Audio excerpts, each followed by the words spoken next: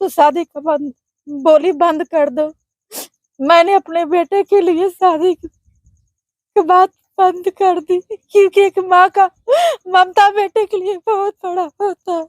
मैं पूरे समाज से यही गुहार करती हूँ। वो बार बार हमको देता धमकी कि तुम जात की चमाइन हो, जात की चमार हो।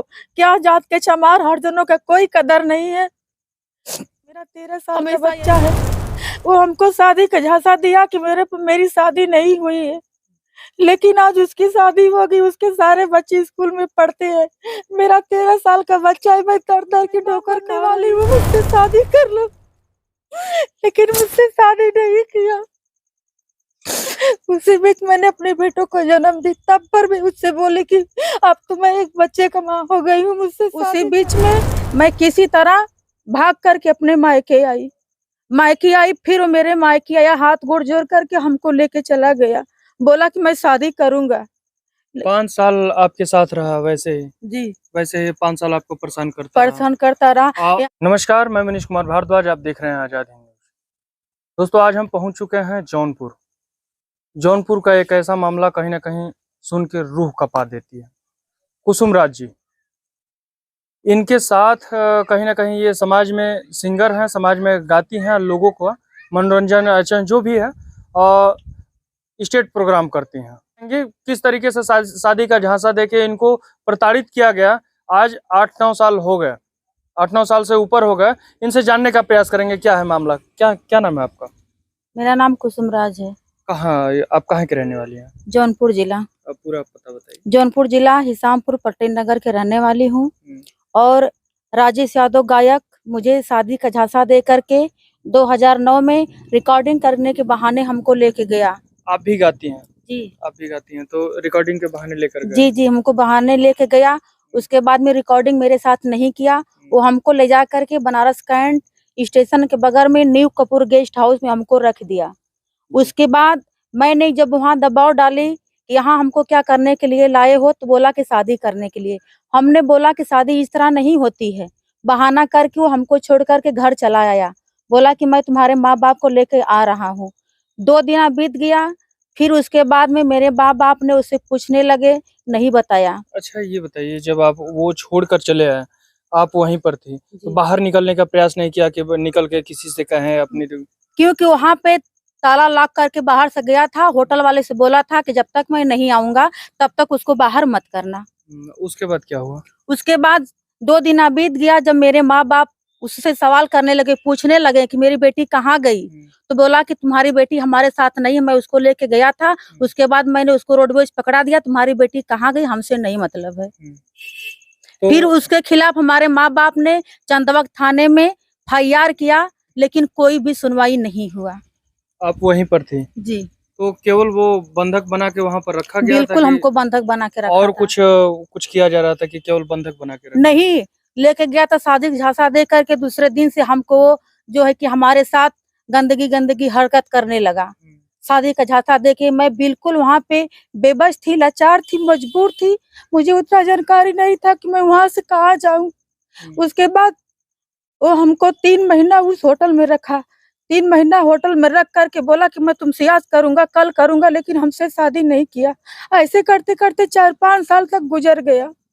उसी बीच में मैं किसी तरह भाग करके अपने मायके आई। फिर वो मेरे मायके आया, हाथ गोड़ जोड़ करके हमको लेके चला गया, बोला कि मैं शादी करूंगा।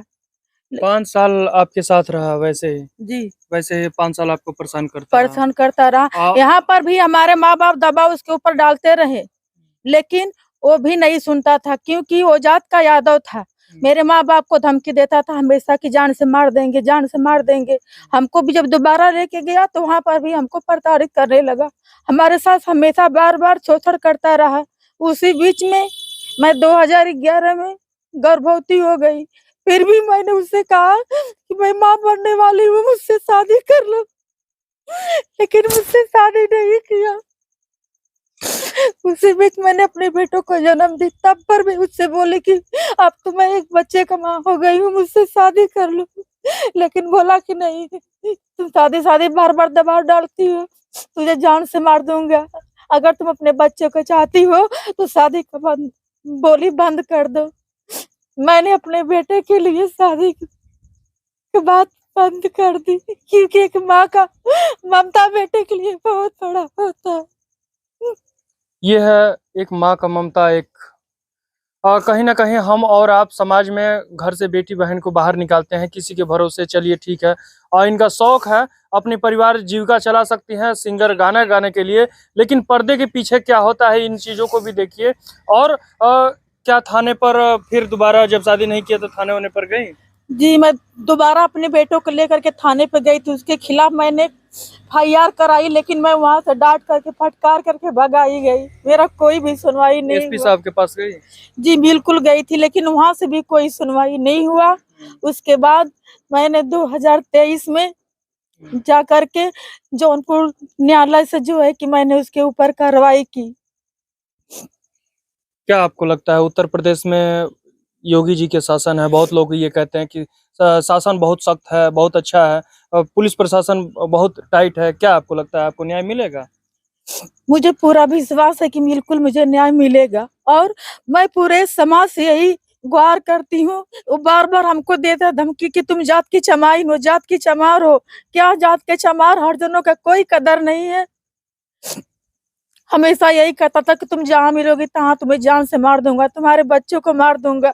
2014 में मेरा अपहरण करवाया था, मेरे बेटे का अपहरण करवाया था। कैसे कोई आया था कि चिल्लाई नहीं कि क्या मामला? नहीं, मुझसे बोला कि तुम्हें कार्यक्रम करने जाना है और यहाँ पे पार्टी लेकर के सारे लोग गाड़ी लेकर के आएंगे, तुम वहाँ कार्यक्रम करने जाओ, और मैं आजमगढ़ कार्यक्रम करने जा रहा हूँ। उसके बाद मैं अपने बेटों को लेकर के, जब वो सब गाड़ी लेकर के आए, इसी जगह से गाड़ी लेकर के आए और हमको लेके गए। जब वहाँ कुछ दूर पे हम गए, रात 8 बजे करीब, वो सब गाड़ी में हमारे साथ जबरदस्ती जब करने लगे, तब हमने बोला कि आप लोग हमको कार्यक्रम करने के लेके आए हैं कि क्या कर रहे हैं? तब उन लोगों ने कहा कि चुप मादर, तो तू जिस पे विश्वास करती है, तेरा पति ने तुझे बेच दिया है। हाँ, उसके बाद में सारे लोग, जितने 5 लोग थे वहाँ पे, पाँचों लोग ने दारू पिए थे। मैं किसी तरह अपने बच्चों को लेकर के, किसी तरह मैं जब बाहर निकली तो मैंने तुरंत 100 नंबर पे फोन किया कि मेरे साथ ऐसा ऐसा हुआ है। वो सब आपको छोड़कर भग गए? नहीं, नहीं भागे। उसके बाद वो सब लेकर के हमको जौनपुर ख्वाजा थाना पास लेके गए, वहाँ हमको छोड़ करके सब भगे। अच्छा, जब प्रशासन आई तो आप गाड़ी में थी? जी। वो लोग भी थे? नहीं, वो सब भाग गए वो थे। सब भाग गए? जी, जी। तो प्रशासन आपको वो थाने पर लेकर गई, थाने से फिर छोड़ा गया आपको? हाँ, हमको जौनपुर लेके महिला थाने पे गया, वहाँ भी मेरा बयान हुआ।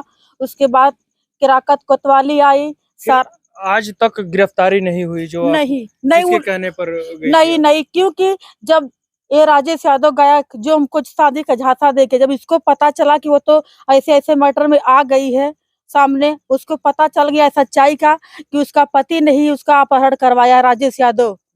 तो आ करके हमारे पहुँचने से पहले चंदवा थाने पे ये सारा मामला सब लोगों को बता चुका था कि नहीं, ऐसी कोई बात नहीं है।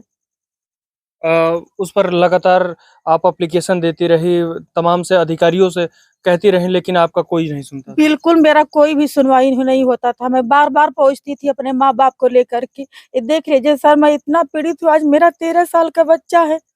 वो हमको शादी का झांसा दिया कि मेरी शादी नहीं हुई है। लेकिन आज उसकी शादी हो गई, उसके सारे बच्चे स्कूल में पढ़ते हैं। मेरा 13 साल का बच्चा है, मैं दर-दर की ठोकर खा रही हूँ। मैं आप लोग से न्याय चाहती हूँ कि चाहे जैसे करके मुझे न्याय दिलाइए और उसको सजा दिलाइए कि समाज में फिर ऐसा कोई न कर सके। देख लीजिए, ये दुखियारी हैं। कहीं न कहीं आपकी भी ज़िम्मेदारी है। जितने लोग ज़िम्मेदार व्यक्ति हैं, ज़िम्मेदार अधिकारी हैं, वो लोग भी देखें, कम से कम इस दुखियारी को आप नहीं सुनेंगे तो कौन सुनेगा?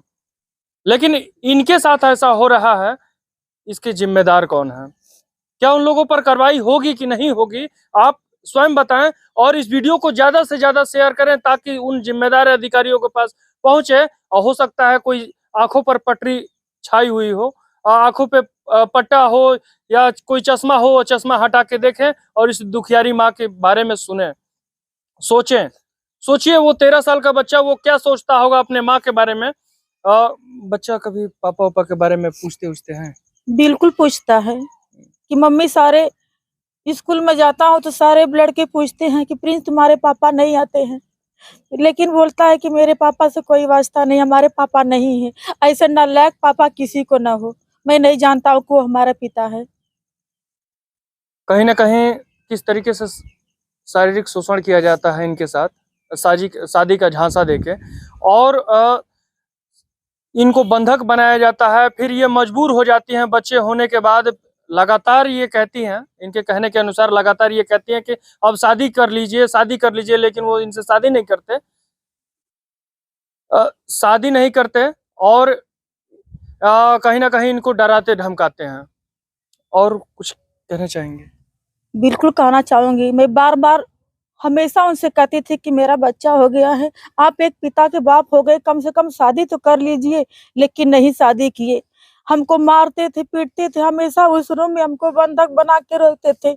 और जब मैं यहाँ आई, चंदवा थाने पे गई, दबाव बनाने लगी। उसके बाद तीनों बाप-पुत्र राजेश यादव और उसका भाई पप्पू यादव और उसका पिता मोहन यादव यहाँ पर आकर के हमारे घर पे धमकी दे करके गए, हमारे माँ बाप को, हमको, कि अगर तुम लोग ज्यादा फड़फड़ाओगे तो जान से मरवा दूंगा, नहीं दोबारा फिर कभी कंप्लेन मत कराना। कहीं ना कहीं गरीब लोगों के लिए कोई नियम, सारे नियम कानून हैं, और अमीर लोगों के लिए, जो भी ऐसे लोग हैं, जो भी ऐसे दबंग लोग हैं, इन लोगों पर कोई नियम कानून नहीं है। हम पूछना चाहते हैं उन प्रशासन के लोगों से, हम पूछना चाहते हैं उन नेता मंत्री विधायक से, हम पूछना चाहते हैं उन समाज से, जो कि हमारे समाज में ये बहन, ये बेटी, चाहे जो भी बहन बेटी अगर जाती है तो क्या उनकी सुरक्षा की जिम्मेदारी हमारी होती है कि नहीं होती है? कमेंट करके जरूर बताएं इनके साथ सही हुआ या गलत, और उसको न्याय मिलेगा कि नहीं मिलेगा। इस वीडियो को ज्यादा से ज्यादा शेयर करें। खैर, इस वीडियो में इतना ही। मैं मनीष कुमार भारद्वाज, धन्यवाद।